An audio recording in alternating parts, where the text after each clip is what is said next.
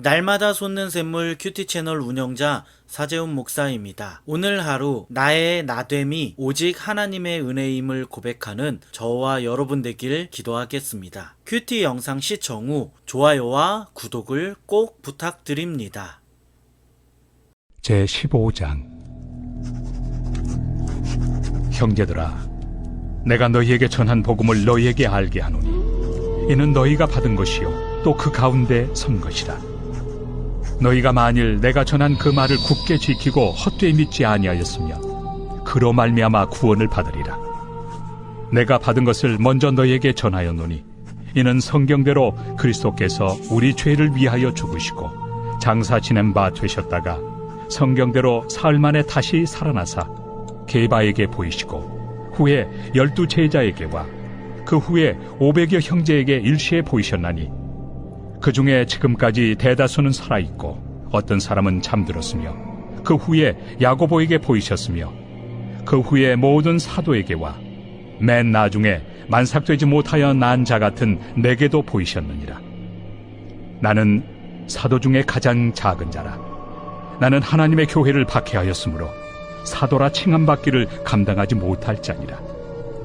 그러나 내가 나 된 것은 하나님의 은혜로 된 것이니 내게 주신 그의 은혜가 헛되지 아니하여 내가 모든 사도보다 더 많이 수고하였으나 내가 한 것이 아니요 오직 나와 함께 하신 하나님의 은혜로라. 그러므로 나나 그들이나 이같이 전파함에 너희도 이같이 믿었느니라. 고린도전서 15장은 복음의 핵심인 부활 교리에 대해 설명하고 있습니다. 바울이 왜 부활에 대해 말하고 있냐면 당시 고린도 교회 안에는 죽은 자의 부활을 부인하는 사람들이 있었습니다. 그들은 부활을 부인했습니다. 그들은 사람의 부활이 없다고 믿고 있었습니다. 기독교의 부활 자체를 비판했습니다. 이런 이유로 바울은 기독교 핵심 교리 중 하나인 부활에 대해 다시 한번 말하고 있습니다. 먼저 바울은 너희에게 전한 복음을 다시 한번 설명한다고 말한 후 복음에 대해서 말하기 시작했습니다. 바울이 말하는 복음의 내용은 4가지입니다. 먼저 그리스도가 우리의 죄들을 위해 죽었다는 것, 예수 그리스도가 장사되었다는 것, 그가 성경대로 사흘 만에 일으켜졌다는 것, 그리스도가 게바에게 나타났고 이후 수많은 제자에게 나타났다는 것을 바울은 이야기했습니다. 바울은 이렇게 부활이 거짓이 아니고 실제 있었던 일임을 계속해서 강조했습니다. 부활은 거짓이 아니고 실제 있었던 사건이라는 것을 강조합니다. 바울이 왜 이렇게 부활을 강조했냐면 부활이 없으면 우리의 신앙은 거짓이기 때문입니다. 부활이 없다면 복음은 우리에게 아무런 쓸모가 없기 때문입니다. 이런 이유로 바울은 계속해서 부활은 사실이라는 것을 고린도 교인들에게 알려주었습니다. 저는 이 말씀을 묵상하면서 특별히 3절의 이 말씀이 눈에 확 들어왔습니다. 성경대로 그리스도께서 우리의 죄를 위하여 죽으시고 그리스도께서 성경대로 죽으셨다는 것은 성경에 기록된 말씀을 하나님께서 이루셨다는 것을 의미합니다. 다시 말하면 하나님은 우리를 구원하기 위한 계획을 오래전부터 세우셨고 우리를 구원하기 위한 계획을 예수 그리스도를 통해 이루셨다는 겁니다. 그러므로 그리스도의 부활도 이미 하나님의 계획 속에 있었고 그리스도의 부활은 하나님의 약속을 따라 이루어졌습니다. 사랑하는 여러분, 저는 오늘 이 말씀을 묵상하면서 하나님은 약속을 이루시는 분임을 다시 한번 생각하게 되었습니다. 또한 하나님께서 성경에 기록된 대로 약속을 이루시는 분이라면 성경에 있는 말씀과 축복과 은혜 또한 우리 가운데 주시는 분임을 다시 한번 확신하게 되었습니다. 여러분, 지금 하나님의 약속을 의심하고 있습니까? 하나님이 나에게 말씀하신 것을 지키실까? 내 인생을 이끌어 가실까? 이러한 고민을 하고 있지 않습니까? 하나님은 오늘 말씀과 같이 성경대로 우리와의 약속을 지키시는 분이십니다. 반드시 성경에 말씀하신 것을 우리의 삶 가운데 나타내십니다. 그러므로 오늘 하루 하나님의 변하지 않는 신실하심을 기억하며 약속을 지키실 하나님을 찬양하는 저와 여러분 되기를 간절히 소망합니다. 이어서 말씀을 보면 바울은 자신을 만삭되지 못하여 난 자라고 합니다. 사도 중에 가장 작은 자라고 합니다. 왜 바울이 자신을 이렇게 표현하냐면 그는 복음을 받아들이기 전에 교회를 핍박하고 예수 믿는 자들을 잡아 감옥에 넣는 일을 했기 때문입니다. 교회를 무너뜨리고 핍박하는 사람이었습니다. 하지만 이런 그를 예수님이 찾아오셔서 그에게 은혜를 주시고 그에게 복음의 소명을 주셨기 때문에 그는 사도가 되었습니다. 바울은 자신의 사역을 이렇게 설명합니다. 나의 나된 것은 하나님의 은혜로 된 것이니 내게 주신 그의 은혜를 헛되지 않아 다른 사도보다 더 많이 노력했고 더 많이 수고했습니다. 그러나 이것은 내가 한 것이 아니라 오직 나와 함께 하신 하나님의 은혜입니다. 바울은 자신의 모든 사역을 하나님의 은혜라고 설명했습니다. 사도의 사역도 은혜, 모든 것이 다 은혜라고 고백합니다. 저는 오늘 이 말씀을 묵상하면서 나도 바울과 같이 모든 것이 하나님의 은혜라는 고백을 하고 있는가? 내가 살아가는 것도 은혜, 내가 목사가 된 것도 은혜, 내가 지금 교회 사역을 하는 것도 은혜, 내가 하는 모든 일을 하나님의 은혜라고 고백하고 있는가? 이러한 생각을 했습니다.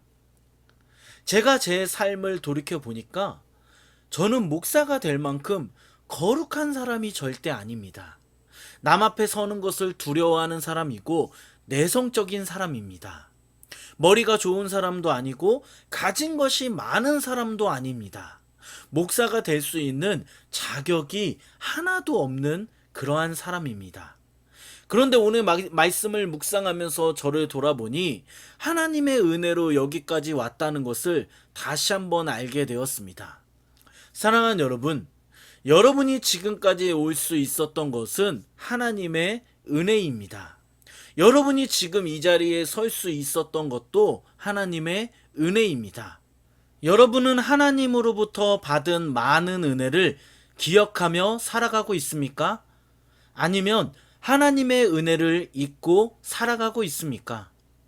오늘 바울의 나의 나된 것은 하나님의 은혜라, 이 고백이 우리의 고백이 되었으면 합니다. 오늘 하루 이 말씀을 기억하며 지금까지 인도해 주신 하나님께 감사하며 앞으로 하나님께서 우리에게 주실 은혜를 기대하는 저와 여러분 되기를 간절히 소망합니다. 기도하겠습니다.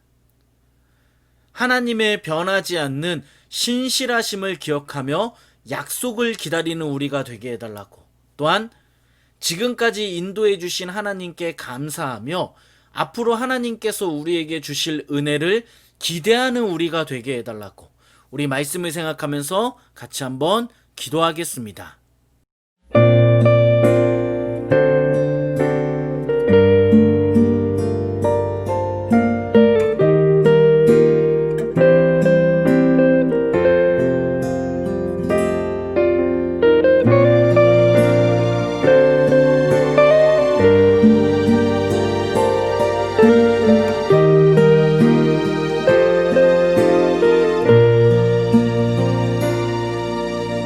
말씀 따라서 살아가리라.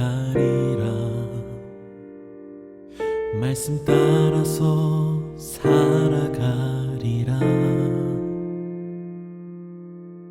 약속 따라서 살아가리라. 신실하신 주만 바라보리라. 말씀 따라서 살아가리라. 말씀 따라서 살아가리라. 약속 따라서 살아가리라. 신실하신 주만 바라보리라. 험한 광야 길을 걸어갈 때도 주를 바라보리라. 눈물 골짜기를 헤맬 때에도 주를 찬양하리라. 주의 약속하신 말씀 따라서 주와 함께 나아가리라. 주가 예비하신 길을 따라서 믿음의 길 걸어가리라.